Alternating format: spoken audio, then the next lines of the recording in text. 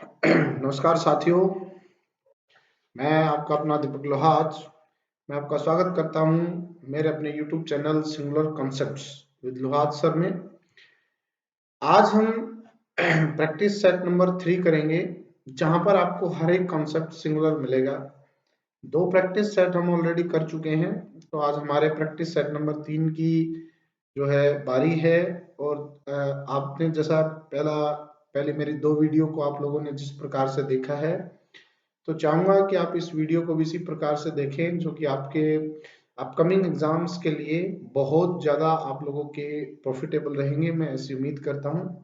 आप मेरे चैनल पर पहली बार नए हैं तो प्लीज़ मेरे चैनल को सब्सक्राइब करिए, शेयर करिए और अपने वैल्यूएबल कमेंट्स मेरे तक आप लोग जरूर पहुंचाइए।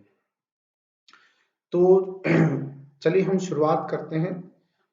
पहला जो क्वेश्चन है 1 to 5, उसकी डायरेक्शंस हैं। Some of the sentences may have errors, the part containing error that should be your correct response. In case no error, your response should be D, no error. Sentence number first: more than one chair are required here so that everybody may sit comfortably. चलिए हम यहाँ पर जो है शुरुआत करते हैं। देखिए, पहले सेंटेंस को अगर हम पढ़ें बारी बारी से, हमें जब भी सेंटेंस में एरर ढूंढनी होती है तो हम अगर बारी बारी से चीजों को पढ़ेंगे तो शायद हमें समस्या नहीं होगी। देखिए, मोर के बाद ज्यादा चीजें आती हैं, तो मोर यहाँ पर देन है, उसके बाद वन, वन के बाद जो नाउन आता है वो सिंगुलर होता है। मोर देन वन चेयर, अगर हमारा सब्जेक्ट नाउन सिंगुलर है, we have to use is more than one chair is required, so the correct answer will be B. Question number second: my friend Rohan is fond of watching movie, so he can't help watching it, no error. Here subject is Rohan, verb according to Rohan is absolutely right. Fond के साथ preposition भी ठीक है, preposition के बाद gerund आता है, ये भी ठीक है। So conjunction है, can't help के बाद ing आता है, ये भी बिल्कुल ठीक है। तो हम इस एनालिसिस पे पहुंच सकते हैं कि सेंटेंस में कोई भी एरर नहीं है। क्वेश्चन नंबर थर्ड अगर हम देखें, these sort of books should not be given to the teenagers, else their behavior will be badly affected by them. देखिए, ये 2 वर्ड ऐसे होते हैं बेटा, एक वर्ड होता है काइंड और एक वर्ड होता है सोर्ट। ये 2 वर्ड ऐसे हैं कि अगर इनसे पहले मैं दिस लगाता हूं तो ये सिंगुलर रहेंगे, अगर इनसे पहले मैं दीज लगा देता हूं तो इनके साथ भी एस लग जाता है। तो these sorts of books, these sorts of books. Question number 4 है, as far as my opinion is concerned, it is high time I go to temple for vespers.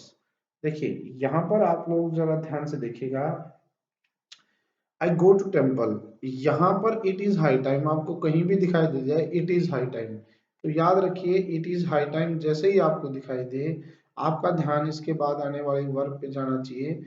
यहाँ पर कभी भी वर्ब की फर्स्ट फॉर्म या कोई भी फॉर्म इस्तेमाल नहीं हो सकती सिवाय V2 के, सिर्फ V2 इस्तेमाल होगा। So I prefer using V2 went। Question number 5 है, Deepa has been misbehaving with her colleagues for the long period of time, no error। देखिए, सिंपल सा है बिल्कुल, लॉन्ग पीरियड ऑफ टाइम में ये जो ऑफ टाइम है ना, ये जो ऑफ टाइम है ये सुपरफ्लुअस एक्सप्रेशन होगा। बिकॉज याद रखिए, अगर आप पीरियड इस्तेमाल कर रहे हैं तो उसके बाद टाइम वर्ड का इस्तेमाल आप गलत करेंगे, क्योंकि पीरियड में खुद टाइम इंक्लूड होता है।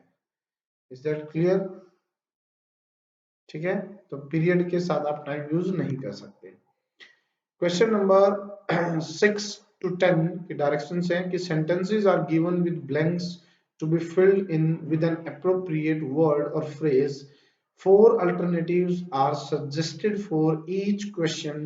Choose the correct alternatives out of the 4।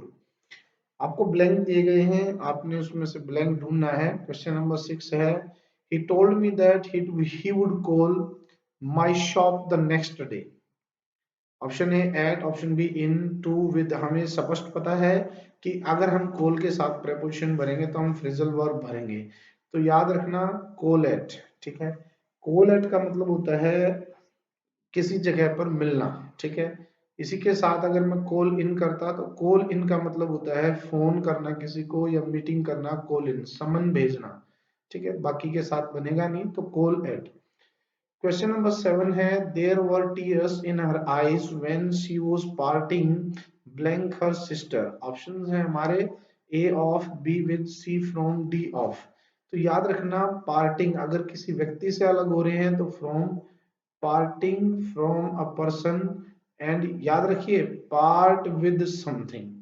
जब आप किसी चीज से अलग होते हैं तो पार्ट विद, तो the correct option will be C from. Option number 8 है it is said about him that he seldom blank a lie।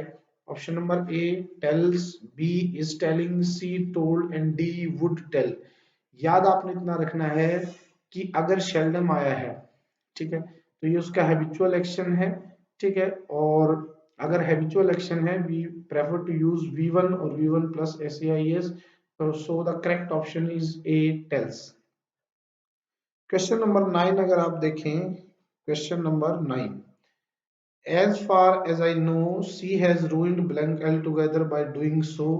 जहां तक मैं जानता हूं उसने अपने आप को बर्बाद कर लिया है। तो रूइन किसको करेगी? अब अगर बात रिफ्लेक्सिव की होती है, अब चारों ऑप्शंस में हम देख पा रहे हैं कि रिफ्लेक्सिव प्रोनाउन है, ठीक है। रिफ्लेक्सिव अगर प्रोनाउन है और चारों में अगर हम देख पा रहे हैं तो ये रूल होता है कि जो सब्जेक्ट होता है उसी का रिफ्लेक्सिव होगा, और सी का रिफ्लेक्सिव क्या होता है? हरसेल्फ होता है। सो the correct answer is herself. Question number 10 Mohan and his friends always corporate with blank in every work. यहाँ पर कितने व्यक्ति हैं ध्यान दीजिए, एक तो मोहन है और एक उसका दोस्त है। चलिए, तो पहली बात वन अनदर ठीक है, एवरी अदर गलत होता है, वन अदर गलत होता है। Option D each other.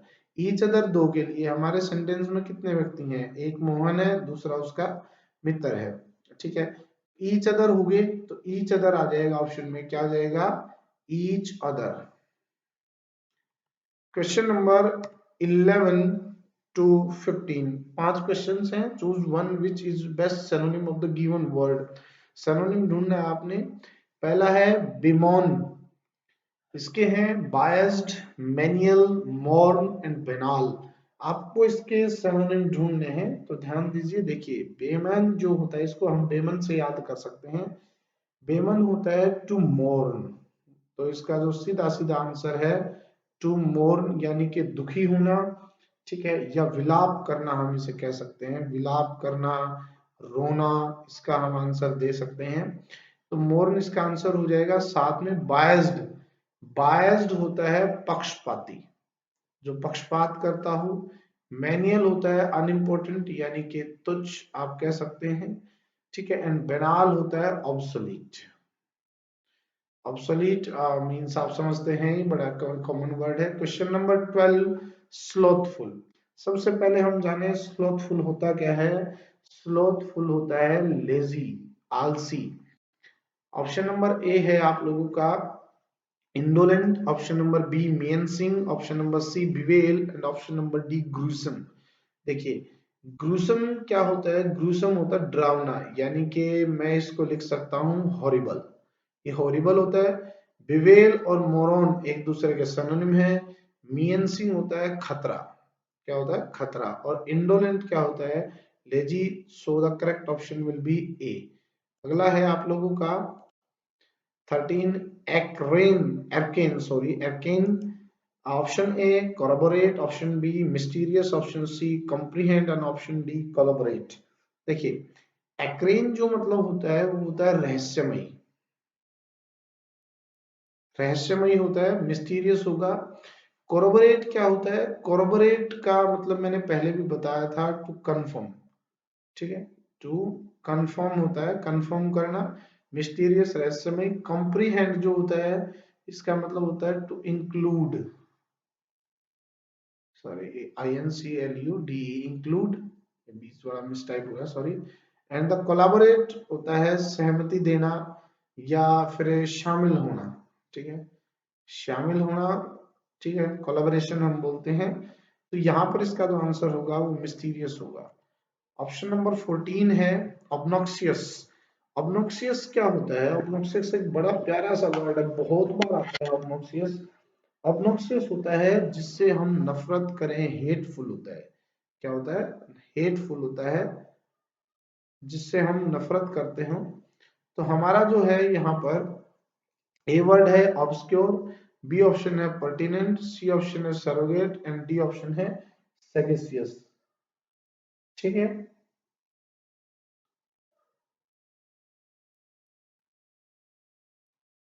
Sorry, here is a word is miss type बेटा, ऑब्सक्योर वर्ड यहाँ नहीं होगा। इस ऑप्शन में जो है वो हेटफुल होना था, बाकी कोई ऑप्शन आंसर ही नहीं बनेगा। पर्टिनेंट जो होता है ना, पर्टिनेंट, पर्टिनेंट का मतलब आप कह सकते हैं बेटा इम्पोर्टेंट। ठीक है, वाइटल हम कह सकते हैं, इम्पोर्टेंट। ठीक है, सरोगेट जो होता है, सरोगेट। ठीक है,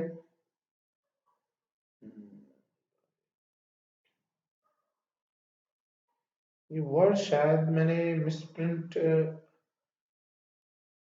जो है मिसप्रिंट कर दिया। चलो, सरोगेट का मतलब भी ऑब्नॉक्शियस नहीं होता। सरोगेट का मीनिंग होता है बुद्धिमान के सेंस में। सेगेसियस भी जो होता है वो बुद्धिमान होता है। सेगेसियस क्या होता है?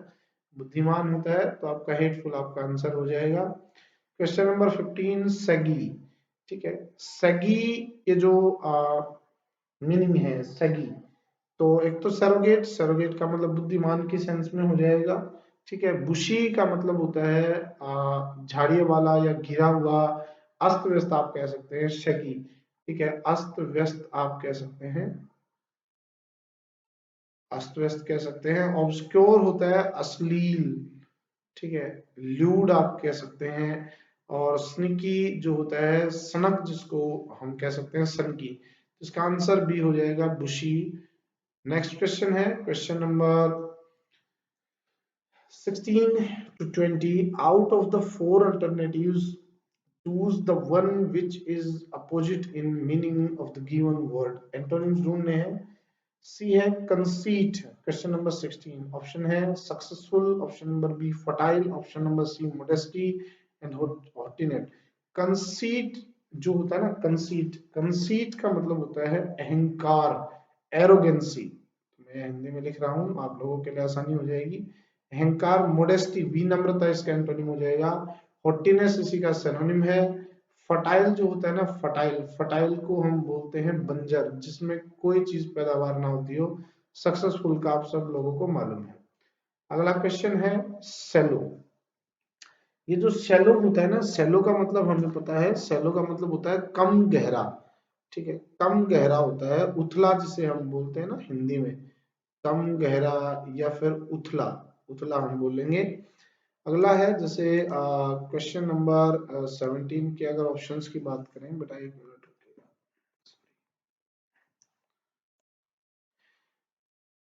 अपेरेंट है, इम्प्रूडेंट है, मोडेस्टी है, प्रोफाउंड है। तो अगर हम यहाँ से हम बात करें, मैं एक बार इरेजर ले लेता हूँ प्लीज। हाँ जी, ठीक है,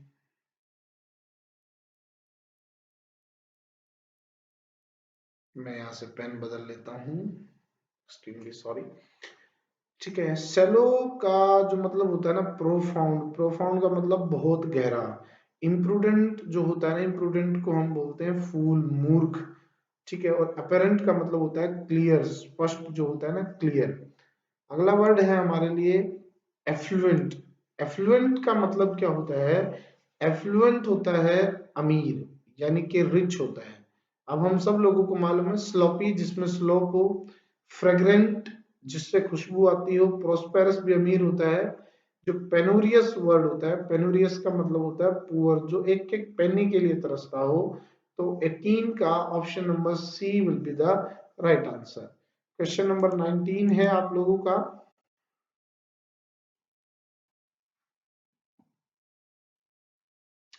मेलीवोलेंट। जो मेलीवोलेंट वर्ड होता है, देखिए ये वोलेंट होता है फितरत से रिलेटेड, मेली का मतलब होता है बैड, यानी कि मेलीवोलेंट बुरा चाहने वाला आप कह सकते हो, क्रूअल आप कह सकते हो, जिसमें दया ना हो, क्रूअल।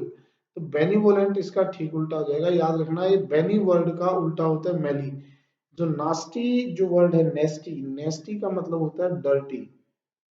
डर्टी पोलीग्लोट का मतलब होता है one who speaks many languages, यानी कि हिंदी में जिसे बोलते हैं बहुभाषी, जो बहुत ज्यादा भाषाएं बोलता है। ग्रीगेरियस होता है one who likes to live in group, जो ग्रुप में रहना पसंद करते हो। अगला है आप लोगों का 20 शर्लन, ठीक है। शर्लटन भी बोलते हैं। शर्लटन एक्चुअल में होता क्या है, इम्पोस्टर, इनकोहेरेंट, जेन्युइन और हाइपोक्राइट। याद रखिएगा ये जो इम्पोस्टर वर्ड होता है, इम्पोस्टर और हाइपोक्रिटिकल, इन दोनों का सेम मतलब मैं यहाँ लिख रहा हूँ। इनका मतलब होता है बहरूपिया, ठीक है, बहरूपिया, बहरूपिया होता है जिसके, और इनकोहेरेंट जो होता है वो होता है इलॉजिकल, इलॉजिकल जिसका कोई लॉजिक ना हो। जेन्युइन होता है रियल, और शैर्लेटन होता है नकली। तो जेन्युइन इसका आंसर हो जाएगा, हिपोक्रिटिकल इम्पोस्टर का सिनोनिम है। अगला है question direction 20 to 25, four alternatives are given for the idiom or phrase underlined in the sentence. Choose the alternative which best expresses the meaning of the idiom or phrase. सबसे पहला idiom है हमारा 21st, I failed to achieve success despite my hard work, it was a wild goose chase. तो आपने wild गुज chase का बताना है आपने बेटा। तो वाइल्ड गुज चेज क्या होगा, हार्डवर्क होगा, फ्रूटलेस टास्क होगी, या फिर सेल्फिश मोटिव होगा, या डिजायरस वर्क होगा। तो फ्रूटलेस वर्क होता है, वाइल्ड गुज चेज होता है बेकार की मेहनत, ठीक है। तो ऑप्शन नंबर बी हो जाएगा। अगला है we must take care of our kith and kin by all means. Kith and kin का मीनिंग बताना है आपने। तो ए रिलेटिव्स एंड फ्रेंड्स, दूसरा एनिमीज, तीसरा prejudiced persons and a fair feather friend. Kith and kins होते हैं हमारे रिलेटिव्स एंड फ्रेंड्स, क्या होते हैं हमारे रिलेटिव्स एंड फ्रेंड्स होते हैं। क्लियर है, बात समझ आ गई बेटा। उसके बाद देखिए question number 23, we should not have bad blood for anybody, rather we should develop a harmonious relation. A feeling of enmity, a feeling of fraternity, a feeling of friendliness and a feeling of corporation. Bad blood होता है दुश्मनी, a feeling for enmity, a feeling of enmity, just simple answer. Unless you grease his palm, he will not do your work. Grease his palm का मतलब होता है रिश्वत देना। तो हमारा ऑप्शन हम देख लेते हैं। ऑप्शन होगा हमारा talk to him, flatter him, beat him, bribe him. Bribe him का मतलब रिश्वत देना।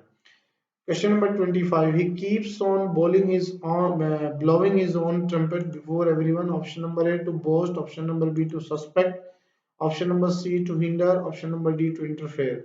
ब्लोइंग इज ऑन ट्रम्पेट होता है ढींग हाँकना, टू बोस्ट, ठीक है, क्या हो जाएगा, टू बोस्ट ऑफ, ढींग हाँकना हो जाता है। अगला है हमारा question number 26 to 30, a part of sentence is underlined, below are given alternatives. ये आपका जो बोल्ड पार्ट है ये दिया गया है, इसको हम अगर बदल सकते हैं तो कौन से ऑप्शन से नहीं बदल सकते, तो हम डी आंसर लगा देंगे। Answer number A valuable things, valuable, option number C valuables and no improvement. याद रखना बेटे, वैल्यूएबल्स थिंग्स नहीं होती, या तो लिखो वैल्यूएबल थिंग्स, ठीक है, या लिखो वैल्यूएबल्स। तो वैल्यूएबल थिंग्स तो ऑप्शन में नहीं है, ए गलत, बी गलत, डी गलत, option number C is the right answer. 27, everybody knows about me, I would prefer work to sleep this time. आप सब लोगों को मालूम है वर्क जो प्रेफर के बाद, आई वुड प्रेफर के बाद हमेशा वर्क की फर्स्ट फॉर्म आती है, फिर टू आता है, फिर वर्क की फर्स्ट फॉर्म आती है। तो बिल्कुल ठीक है, यहाँ पर वर्क भी ठीक है, टू के बाद भी ठीक है, मींस नो इंप्रूवमेंट, किसी इंप्रूवमेंट की आवश्यकता नहीं है। Question number 28, they are astonished through his failure in the examination. Astonished के साथ जो होता है एट का इस्तेमाल होता है, तो ऑप्शन नंबर बी हो जाएगा, सी और डी हमें पढ़ने की आवश्यकता नहीं है, we are sure that. Question number 29, each boy and each girl has done her best for this society. बड़ा इंटरेस्टिंग क्वेश्चन है। ये कहा जाता है कि बॉय और गर्ल दोनों आ जाएं तो हम आ, किसका हम इस्तेमाल करेंगे। ठीक है जी। तो यहाँ पर जो है आ, अगर हम देखें यहाँ पर हैज डन, देखो बेटा जब भी मतलब दो चीजें इस प्रकार से जुड़ी हो और सिंगुलर आपने यूज करना हो तो जो बाद में दिया जाता है हम उसको प्रेफरेंस देते हैं, तो नो इम्प्रूवमेंट का इस्तेमाल हो जाएगा यहाँ। Question number 30, I don't mind Singh before anyone. आप सब लोगों को मालूम होना चाहिए कि माइंड के बाद जेरेंड आता है, V1 प्लस ING आता है, तो I don't mind singing, option number A will be the right answer. Question number 31 to 35. Out of the four alternatives, choose the one which can be substituted for the given words or sentences. 31st है the absence of law and order। जहां पर law and order की absence हो जाए उसे हम क्या कहेंगे? रेबेलियन कहेंगे, म्यूटिनी कहेंगे, रिवोल्ट कहेंगे या अनार्की। देखिए अनार्की तो इसका होगा बिल्कुल करेक्ट आंसर, ये तो हो जाएगा हमारा आंसर। म्यूटिनी, रिवोल्ट और ये इन तीनों का मतलब होता है विद्रोह। जब आप कोई विद्रोह करते हैं that is mutiny. Question number 32, the sleeping rooms in a college और पब्लिक इंस्टीट्यूशन। भाई किसी कॉलेज में या पब्लिक इंस्टीट्यूशन में जो स्लीपिंग्स के रूम होते हैं उसे क्या कहते हैं? डॉर्मेट्री कहते हैं, रिजर्वोयर कहते हैं, कैनल कहते हैं या मोर्ग्यू। मोर्ग्यू तो होता है डेड बॉडी रूम, जहां पर डेड बॉडी रखी जाती है, डेड बॉडी रूम। ठीक है भाई। रिजर्वोयर होता है बांध जिसे हम कहते हैं, ठीक है, किसी चीज को रिजर्व करने के लिए। कैनल होता है हाउस फॉर डॉग्स। क्या होता है? House for dogs.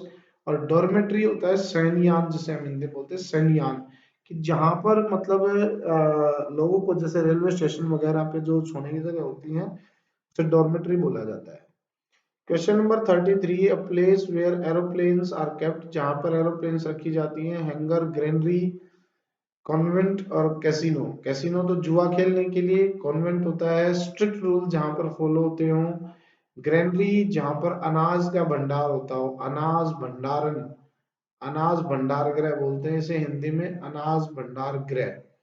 ठीक है। हैंगर होता है जहां पर विमान खड़े किए जाते हैं, तो ऑप्शन नंबर ए।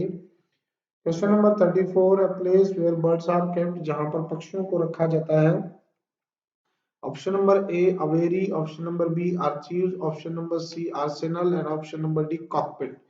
कॉकपिट होता है बेटे जो पायलट का जो कैबिन होता है ना, पायलट्स कैबिन, पायलट का जो कैबिन होता है उसे कॉकपिट बोलते हैं। आर्चीव्स जो होता है सरकारी, जहां पर खजाने रखे जाते हों, सरकारी दस्तावेज जड़े रखे जाते हों, स्टोर रूम हम बोलेंगे, स्टोर रूम। यहाँ पर आर्सेनल, आर्सेनल होते हैं a place where weapons are kept, weapons are kept, शस्त्रागार बोलते हैं जहां पर वेपन्स रखे जाते हों। अवेरी होता है place where birds are kept, ये एवीआई याद रखना, ये उड़ने से संबंधित होता है। Question number 35, one who remains absent from duty without permission. जो बिना परमिशन ड्यूटी से एब्सेंट रहे, option number A truant, option number B fugitive, option number C uxorious and हेनपेक्ट।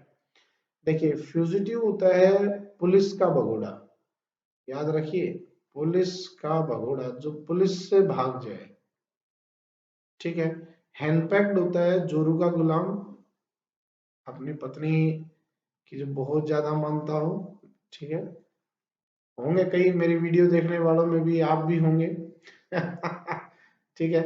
यूक्सोरियस होता है one who always praises one's wife, praises one's wife, अपनी wife की जो तारीफ करता रहे, दूसरों की तो सभी करते हैं। ट्रॉन्ट होता है भगोड़ा, ठीक है, जो ड्यूटी से या स्कूल से बिना परमिशन भागता रहे। Question number 36 to 40, groups of the four words are given, in each group one word is correctly spelled, find the correctly spelled word। आपने करेक्ट स्पेलिंग ढूंढनी है। Option number A timorous, option number B temorous, timorus और timurus. देखिए timorous जो इसकी spelling ठीक होती है टिमोरस, ऑप्शन नंबर ए, जिसका मतलब होता है डरपोक। ये बड़ा इंपॉर्टेंट वर्ड है डरपोक, टिमोरस। इसकी स्पेलिंग में बहुत लोग डरते हैं टिमोरस में। ऑप्शन नंबर 37 सर्पिटियस, सरिपिटियस, सर्पिटिटियस और सर्पिचियस। इसमें जो आप लोगों की ठीक स्पेलिंग होगी वो होगी सी, और जिसका मीनिंग होता है बेटे सीक्रेट। ठीक है, तो इसकी स्पेलिंग को आप लोग सीक्रेट रखना, किसी से पूछ भी सकते हैं। Option number 38 डिसिटफुल। क्या है? डिसिटफुल। तो इसमें डिसिटफुल में आप लोग एक चीज ध्यान रखिएगा कि जब भी आप लोगों से सीईआई का चक्कर जो होता है ना, एक कंसीव को छोड़ के सीईआई होता है, DECEI। तो देखो DECEI इसमें भी है, DECI इसमें भी है, और DE इसमें नहीं है, इसमें नहीं है। ठीक है, तो दो तो गलत हो गए। अब FUL और FULL की अगर हम बात करें तो FUL होता है, सिंगल एल होता है, लास्ट में डबल एल बहुत मुश्किल से आता है, जिसका मतलब होता है बेटे धोखेबाज। ठीक है, बेवफा जिसे हम बोल सकते हैं, बेवफा बेवफा निकली। तो क्वेश्चन नंबर 39 ऑक्युरेंस। ऑक्युरेंस की जो स्पेलिंग नंबर 1 है OCCURENCE, ऑक्युरेंस मतलब इवेंट, घटना कोई भी। इसमें याद रखना डबल आर नहीं आता, सबसे बड़ी गलती यही होती है। Question number 40 pedestrian. तो पेडेस्ट्रियन में PEDESTRIAN, pedestrian option number C, जिसका मतलब है पैदल यात्री। क्या है? पैदल यात्री। अगर आपको मेरी वीडियो पसंद आई हो तो प्लीज मेरे चैनल को सब्सक्राइब करिएगा, लाइक करिएगा, और तब तक